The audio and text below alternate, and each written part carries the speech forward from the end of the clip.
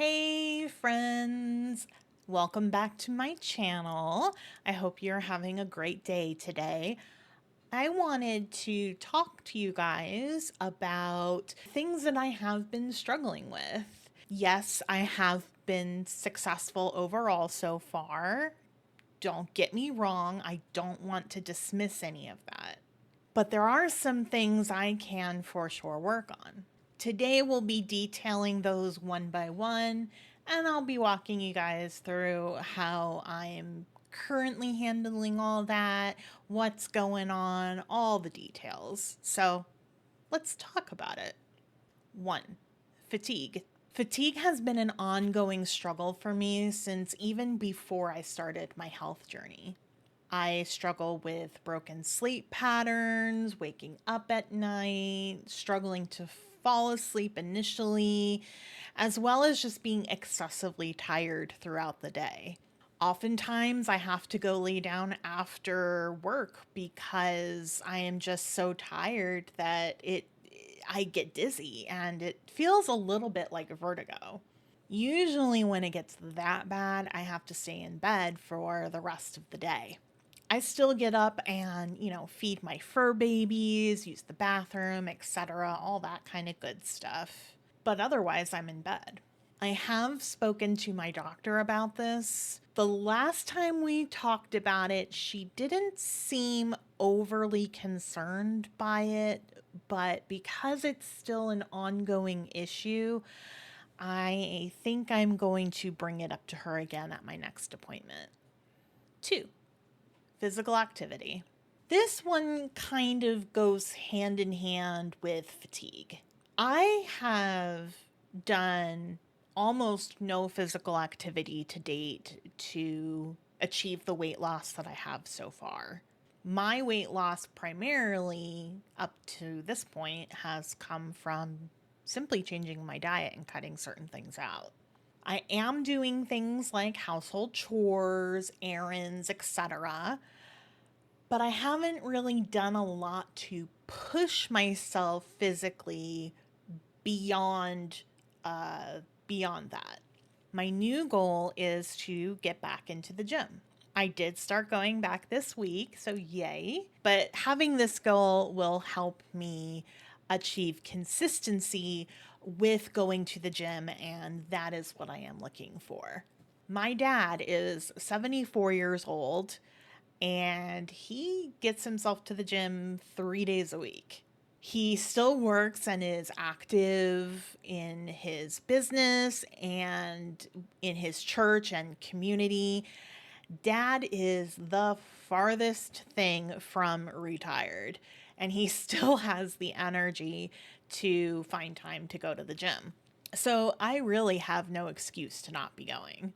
3. Procrastination. This one has more to do with a daily life struggle rather than specifically related to my weight loss and health journey. For the longest time, I never felt worthy or good enough to have nice things or take care of myself in a way that people generally would think that they would take care of themselves. I'm not talking about things like buying unnecessary crap or taking lavish vacations or holding myself above others. I'm talking about basic things like cleaning my house or going outside or having a social life, for example. There was a time in my life pre COVID where I stayed home and I did not leave my house for any reason for about 2 months. So, this is something that I have been struggling with for a very long time. I know this is depression related. Like I said, I've been struggling with it for a long time, and it's probably the struggle out of everything that I'm going to talk to you guys about today that I take the most seriously as far as working to fix it. It affects me even now with wanting to go to the gym. Part of the what feeds into this is I don't feel like I am deserving of a healthy body. So if I don't deserve it, then why would I go waste my time and money at the gym, right? This is something that I have also been historically working on in therapy, mental health therapy. It is something that I would like to continue to work on in the future through therapy. And I personally don't believe that it won't get better unless I continue to make those strides to see a therapist and work through it and actively push myself out of my comfort zone. 4. My lizard brain. Let me clarify what I mean by this. When I refer to my lizard brain, I'm talking about the disordered part of my brain that got me to 330 pounds to begin with. This is the part of my brain that kicks in sometimes and tries to convince me that I need and or crave unhealthy food. It usually gets triggered when I'm out of the house, running errands, or visiting with friends and family. It does also happen at home. You know, those apps on your phone for ordering food are quite convenient, and those can also cause a lizard brain moment for me. There was a moment last week where I was babysitting my nieces over at my brother and sister in law's house. On the drive home, I had a random thought pop into my head. And I thought, it'd be nice to go get a Coke slushie, wouldn't it? From there, it started to snowball because my next thought was,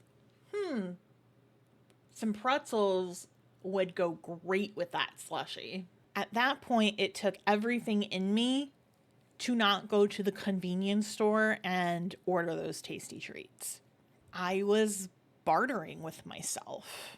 By the time I got to the stoplight, I could either turn right and go home, or I could turn left and go get the things that my lizard brain was telling me that I needed. I ended up turning right and going home. But it took everything in me to turn right. There are times where my lizard brain wins. I'm not perfect. It happened recently. This past Friday, I had just gotten paid from my day job, and my lizard brain kicked in and thought, man, I deserve fresh baked cookies from the bakery. I ended up getting 6 cookies from the bakery, and in the course of about 2 hours, I ate all 6 cookies. The regret and shame that I felt after I had finished was pretty bad.